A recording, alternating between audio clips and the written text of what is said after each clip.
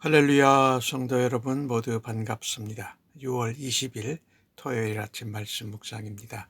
오늘 하루를 여는 첫 찬송은 274장 나 행한 것 죄뿐이니 찬송 올려드립니다.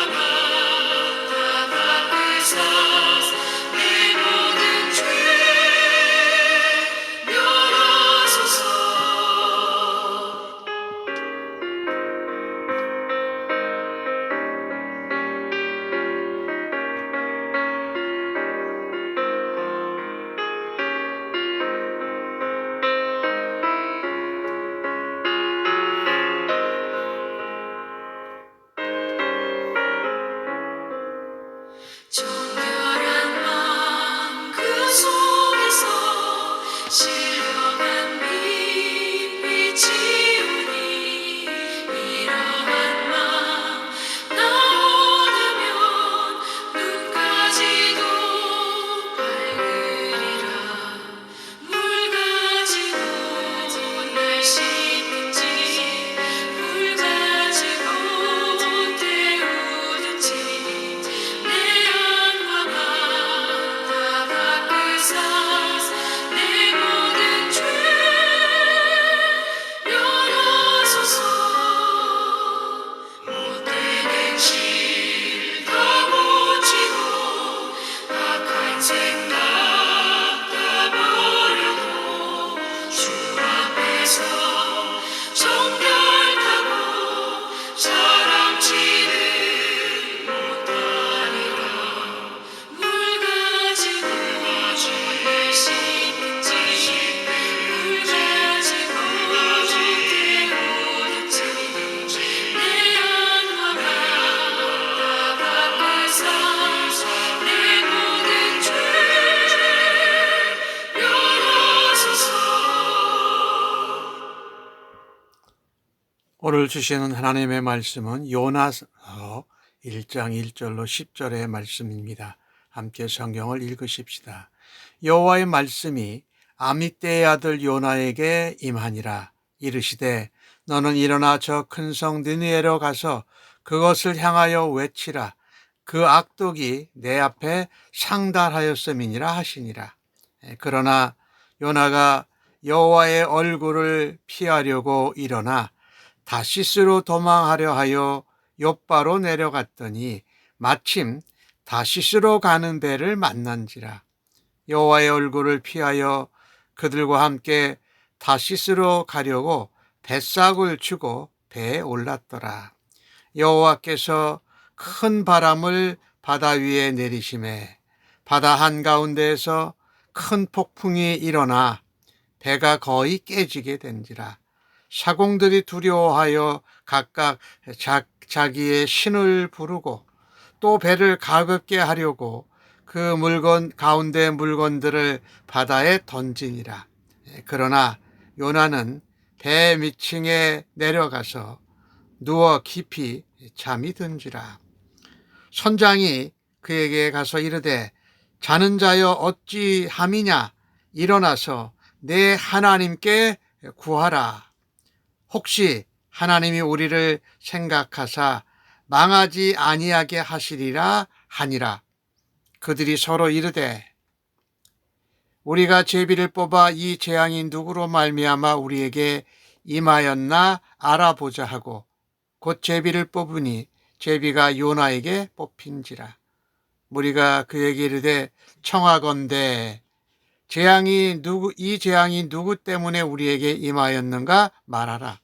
내 생업이 무엇이며 내가 어디서 왔으며 내 나라가 어디며 어느 민족에 속하였느냐 하니 그가 대답하되 나는 히브리 사람이요 바다와 육지를 지으신 하늘의 하나님 여호와를 경외하는 자로라 하고 자기가 여호와의 얼굴을 피함인 줄을 그들에게 말하였으므로 무리가 알고 심히 두려워 이르되 네가 어찌하여 그렇게 행하였느니라 하니라. 아멘. 요나서, 사실 다른 선지서와 달리 요나서는 이 선지자를 통한 하나님의 말씀이기보다는 선지자인 요나에 대한 말씀인 것이에요. 선지자는 신실하게 하나님 말씀을 전하라 하신 대로 그대로 전하는 것이 선지자의 감당해야 될 일입니다. 특별히 요나는 아미떼의 아들이라고 표현을 하고 있어요. 하나님의 말씀이 요나에게 있는데 그가 아미떼의 아들이었다. 이 아미떼라는 뜻은 신실하다, 진실하다 이런 의미예요. 그런데 그렇게 신실하게 진실하게 하나님의 말씀을 전해야 할 아미떼의 아들 선지자 요나가 하나님이 큰 성읍 니느웨로 가라고 하는 말씀을 거역합니다. 그리고 오히려 하나님의 얼굴을 피해서 다시스로 도망하려고 요바로 갔습니다. 그런데 마침 거기에 해필 다시스로 가는 배를 딱 만난 것입니다. 그러니 요나는 자기가 하나님의 얼굴을 피하고 니느웨로 가지 않으려고 하는데 이거 딱 내가 지금 행동한 것이 결정한 것이 맞는구나 하고 뱃삭을 쥐고 다시스로 가는 배를 탔다라는 것입니다. 여기 다시스는 니느웨는 이스라엘 유대 지방에서 동쪽으로 가야 되는데 요바로 가서 다시스는 서쪽으로 가는 거예요. 이 서쪽은 오늘날 그 스페인 다시스를 말하는 것이죠. 그 당시 사람들이 세상의 끝이라고 여겼던 것이에요. 자, 왜 요나가 니느웨로 가라는 하나님의 명령을 순종하지 않고 다시스로 하나님의 얼굴을 피해서 도망갔을까요? 이 니느웨는 이 아수라는 나라의 수도였어요. 그런데 이 아수르 나라는 이스라엘 유다와 이렇게 접경을 가지고 계속해서 이스라엘 백성을 공격하고 괴롭히던 나라였던 것이지요. 오늘 하나님은 이 특별히 아수르에 있는 니느웨 큰 성읍에 가서 너희들의 악독이 내게 다 전달되어졌다. 악이 심해서 이제 멸망을 당하게 됐다라는 것이지요. 하나님께서 선지자 요나를 니느웨로 보내신 것입니다. 하나님은 이스라엘 사람들만의 하나님이 아니지요. 온 세상을 통치하시고 모든 열방 족속들의 죄와 악도까지도 감찰하시는 하나님이십니다. 오늘 요나가 여호와의 얼굴을 피하여 도망하는 것은 선지자로서 하나님의 말씀을 버린 것입니다. 선지자의 사명을 순종하지 않은 것이고 바로 그 길은 죽음의 길이었던 것이지요. 온 우주 천지 만물을 창조하시고 경영하시는 전능하신 하나님의 뜻을 저버린 것입니다. 그런데 그 저버린 이유가 뭐였어요? 자신이 아수르 나라 니니웨에 하고는 이 민족적인 감정으로 좋지 않다라는 것입니다.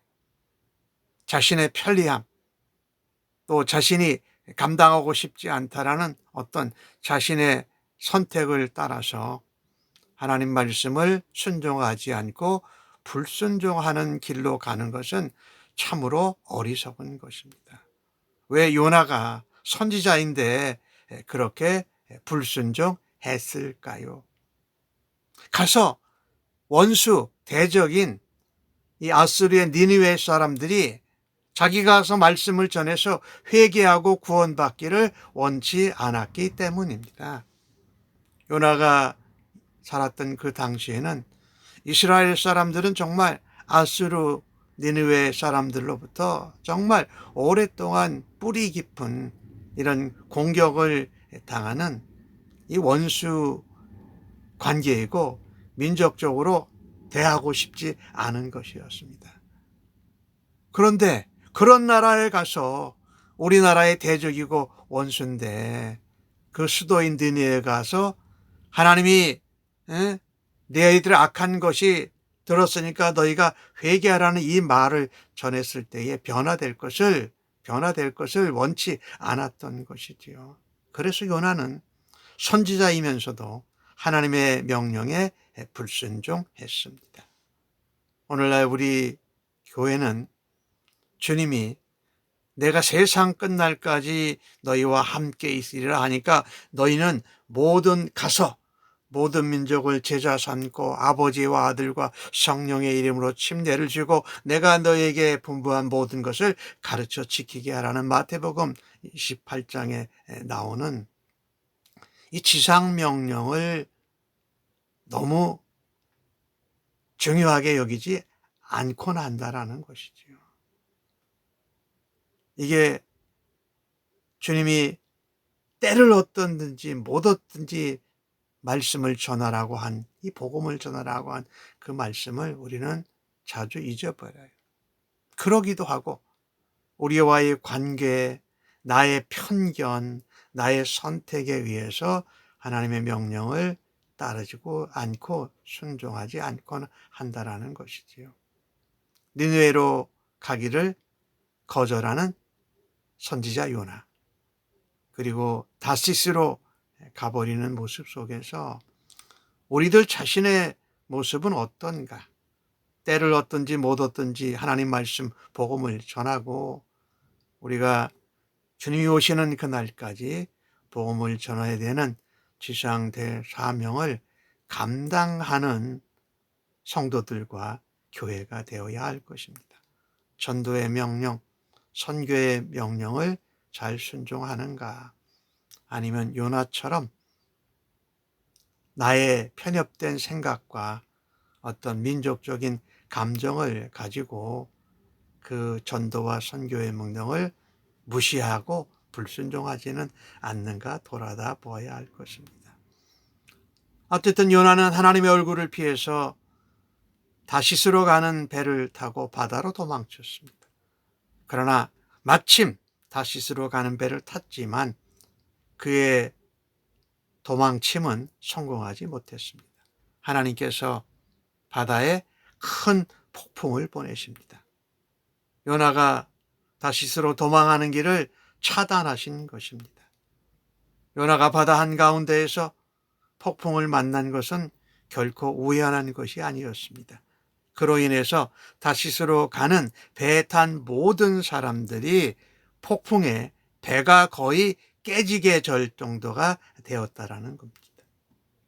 영문을 알지 못한 채 큰 폭풍을 만난 선원들은 여러 가지 해결책을 간구합니다.